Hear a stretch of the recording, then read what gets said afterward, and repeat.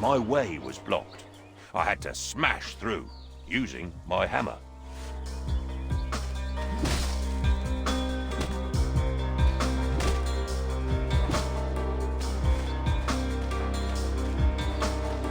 I had to go through some thorny spikes. I quickly rolled through them to avoid hurting myself.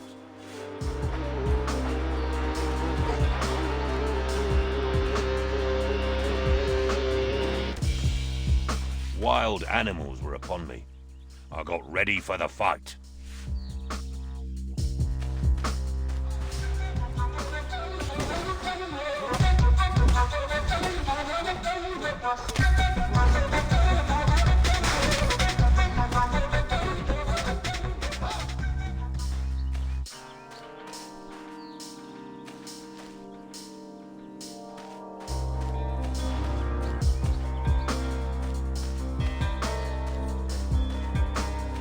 Tired from the fight, I approached a clearing.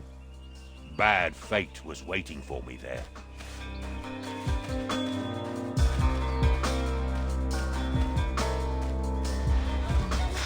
Dear traveler, with that sweet face, what brings you here to Vico's place? I left my grandma at the door to go and find some magic ore. You seek magic. Are you stuck? How do you feel about your luck?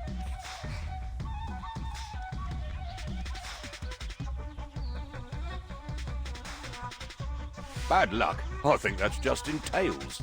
Hard work and patience never fails. A non-believer then. I see. Looks like the fate is kind with me. Come now with me before you're thinner. You're just in time to be my dinner. I have to eat now. It is late, and I will have you on my plate. And now you know bad luck is real. It is my name, and you're my meal.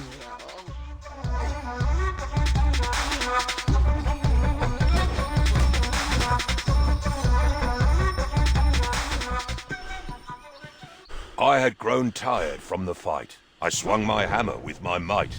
And when I nearly hit her head, she laughed at me, and it broke instead. So I just ran. I ran away. I had no time to stop and pray, and in my path fixed in a tree, a golden axe was there for me. But as I grabbed and said, "What luck?" I realized my hand was stuck.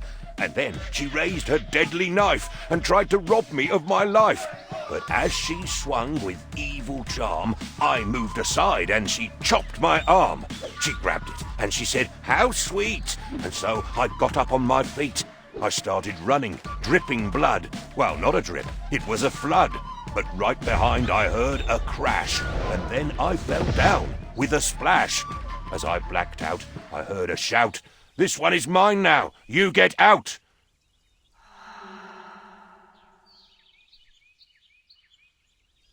Next thing I know, I was awake, back in the village with great ache.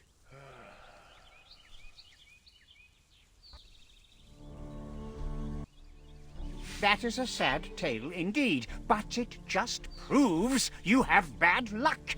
For this, I should banish you, send you away, and forbid you to return. But I am not unkind. Instead, I will give you a chance to bring me something precious and clear your name.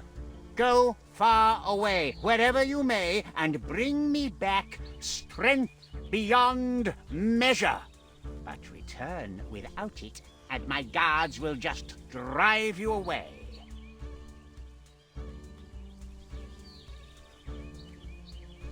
Yes, my Tsar, your commands must be followed.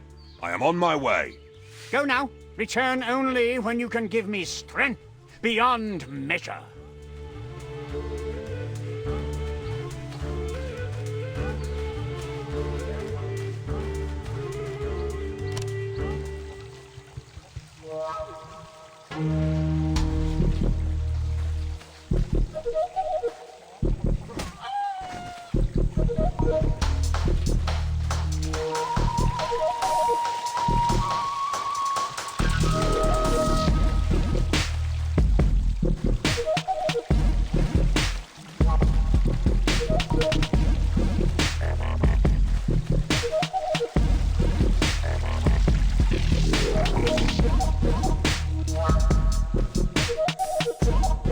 Ivan, my dear boy, I heard what happened. That wretched Tsar sending my boy away instead of finding a wife. What will you do, Ivan?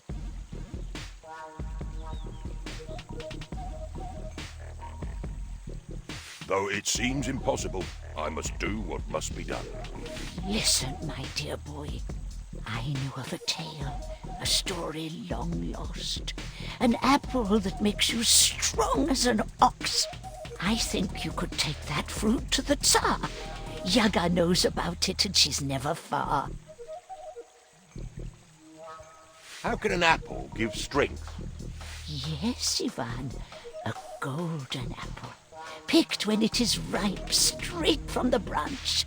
Only one apple ripens every 7 years. Maybe it is time now. Baba Yaga will know. Find her and she will tell you. The powerful witch deep in the forest. Her house sits on a chicken leg. I'll tell you an old poem about her. At night in the forest, you should be afraid. Yaga is there, caressing her braid. In front of her house there's a skull on a spike. No stories about her are ever alike. Sometimes she gives you advice and some magic. Sometimes you're pushed in the oven. How tragic. She will give you good advice if you find her. I will go to Baba Yaga. Wish me well. I am glad you are listening, but I hope you do not want to go empty-handed. She will need a gift when you need her. It is said the best gift for her is a wormy bone and a cloth with a poor man's sweat. Ooh, where could I find a wormy bone? The graveyard, of course. But don't go digging there yourself. Talk to the undertaker. He must have some bones from old graves he cleaned up.